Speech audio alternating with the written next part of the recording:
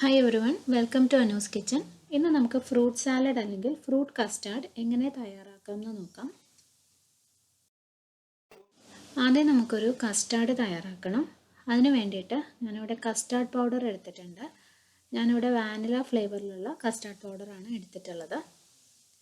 പിന്നെ വേണ്ടത് പാല്, 500 ml പാല് വേണം. ആവശ്യത്തിന് പഞ്ചസാര വേണം. പഞ്ചസാരയുടെ അളവ് നമ്മുടെ ഇഷ്ടത്തിനനുസരിച്ച് അഡ്ജസ്റ്റ് ചെയ്താണ് ചേർക്കേണ്ടത്.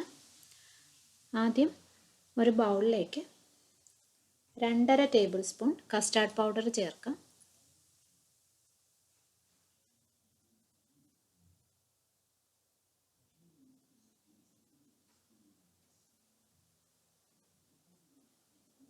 അതിനുശേഷം ഒരു 30 ml പാലെടുക്കുക. ഞാനിവിടെ 500 ml പാലെന്ന് 30 ml പാല് മാറ്റി എടുത്തിരിക്കുന്നതാണ്. അത് ഈ കസ്റ്റാർഡ് പൗഡറിലോട്ട് ചേർത്ത് നന്നായിട്ട് തരിയില്ലാതെ മിക്സ് ചെയ്തെടുക്കുകയാണ് വേണ്ടത്. അപ്പോൾ ഈ കസ്റ്റാർഡ് പൗഡറിലോട്ട് 30 ml പാല് ചേർക്കാം. നന്നായിട്ടിത് തരിയില്ലാതെ മിക്സ് ചെയ്തെടുക്കാം.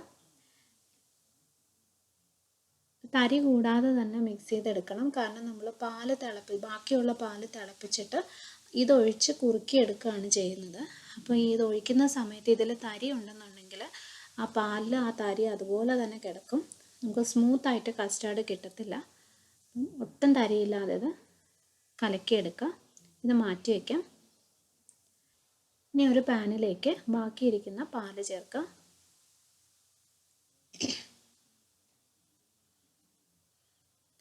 ഇനി ഇതിലേക്ക് ആവശ്യത്തിന് പഞ്ചസാര ചേർക്കാം. ഞാനിവിടെ 4 ടേബിൾ സ്പൂൺ പഞ്ചസാരയാണ് ചേർക്കുന്നത്. 4 ടേബിൾ സ്പൂൺ ചേർക്കുമ്പോൾ ഒരു മീഡിയം മധുരമേ ഉണ്ടാവുള്ളൂ. അപ്പോൾ നല്ല മധുരം വേണമെന്നുണ്ടെങ്കിൽ കൂടുതൽ പഞ്ചസാര ചേർത്ത് കൊടുക്കാം.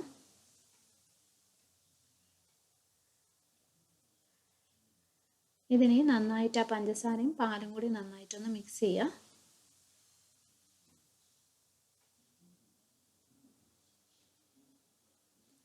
ഇത് ഹൈ ഫ്ലെയിമിൽ വെച്ചിട്ട് നന്നായിട്ട് ഈ പാലൊന്ന് തിളച്ച് വരുന്നത് വരെ വെയിറ്റ് ചെയ്യാം.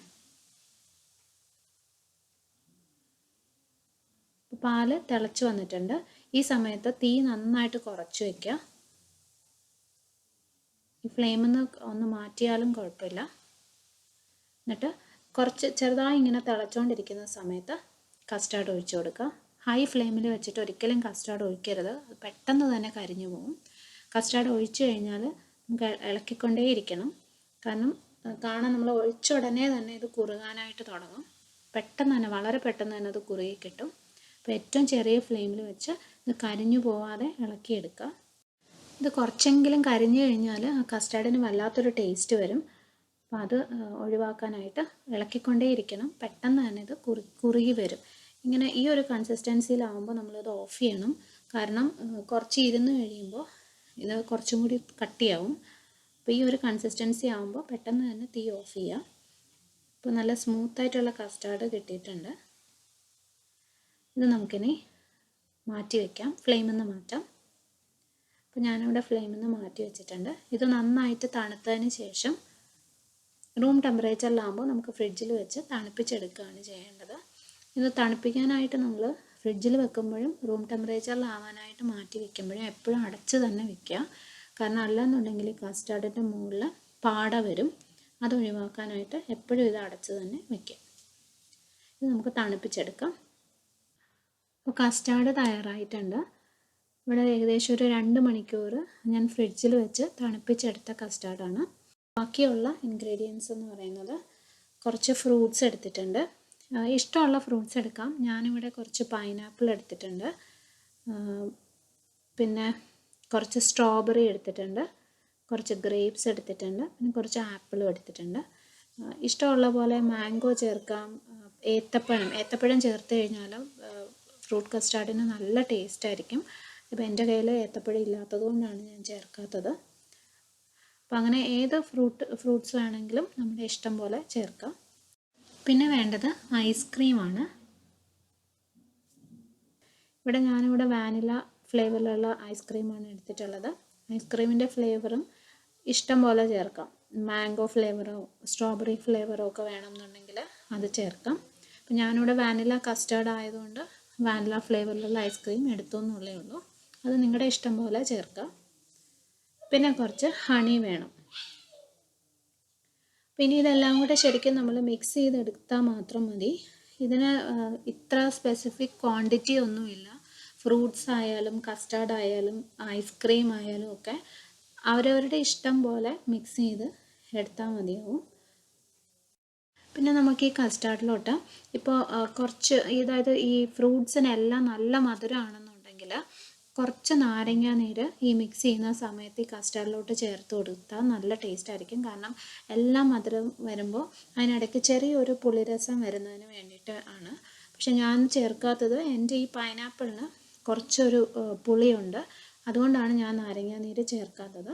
അല്ലാന്നുണ്ടെങ്കിൽ ഒരു ടേബിൾ സ്പൂൺ നാരങ്ങ നീരും കൂടി ഇതിനകത്തോട്ട് ചേർത്ത് കഴിഞ്ഞാൽ നല്ല ടേസ്റ്റ് ഉണ്ടാവും. അപ്പോൾ ഇനി നമുക്കിത് എല്ലാം കൂടി ഒന്ന് മിക്സ് ചെയ്തെടുക്കാം. ഞാനൊരു ഗ്ലാസ്, ഇതുപോലൊരു ഗ്ലാസ്സിലാണ് ഇത് മിക്സ് ചെയ്യാൻ പോകുന്നത്, അസംബിൾ ചെയ്യാൻ പോകുന്നത്. അപ്പം നിങ്ങൾ ഏത് ബൗളിലാണോ സെർവ് ചെയ്യുന്നത് അതിനകത്തോട്ട് ഇതെല്ലാം കൂടി ചേർത്ത് ആവശ്യത്തിന് ചേർത്ത് സെർവ് ചെയ്താൽ മതിയാവും. ആദ്യം ഒരു മിക്സിംഗ് ബൗളിലോട്ട് ഈ ഫ്രൂട്ട്സ് എല്ലാം കൂടി ചേർത്ത് കൊടുക്കുക.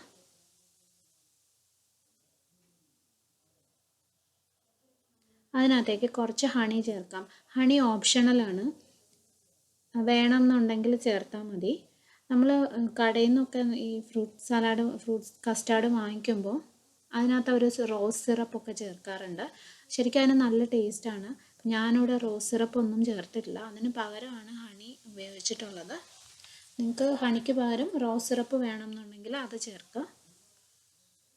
നല്ല കളറ് കിട്ടും, അതുപോലെ നല്ല ടേസ്റ്റും ഉണ്ടാവും. ഇനി ഇത് മാറ്റി വയ്ക്കാം.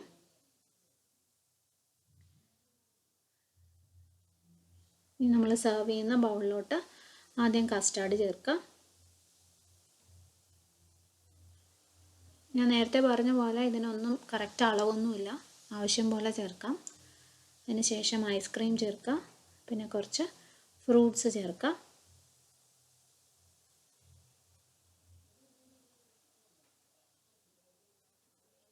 പിന്നെയും കുറച്ചും കൂടി കസ്റ്റാർഡ് ചേർക്കുകയാണ്. അവസാനമായിട്ട് കുറച്ച് ഹണി ഒന്ന് ഒഴിച്ചു കൊടുക്കുക. ഹണിക്ക് പകരം റോസ് സിറപ്പോ ഗ്രീൻ സിറപ്പോ ഏത് വേണമെങ്കിലും യൂസ് ചെയ്യാം. ഇത് വളരെ എളുപ്പത്തിൽ നമുക്ക് തയ്യാറാക്കാൻ പറ്റുന്ന വളരെ ടേസ്റ്റി ആയിട്ടുള്ളൊരു ഡെസേർട്ടാണ്. എല്ലാവരും ട്രൈ ചെയ്ത് നോക്കുക. വീഡിയോ ഇഷ്ടമായിട്ടുണ്ടെങ്കിൽ സബ്സ്ക്രൈബ് ചെയ്യാൻ മറക്കരുത്.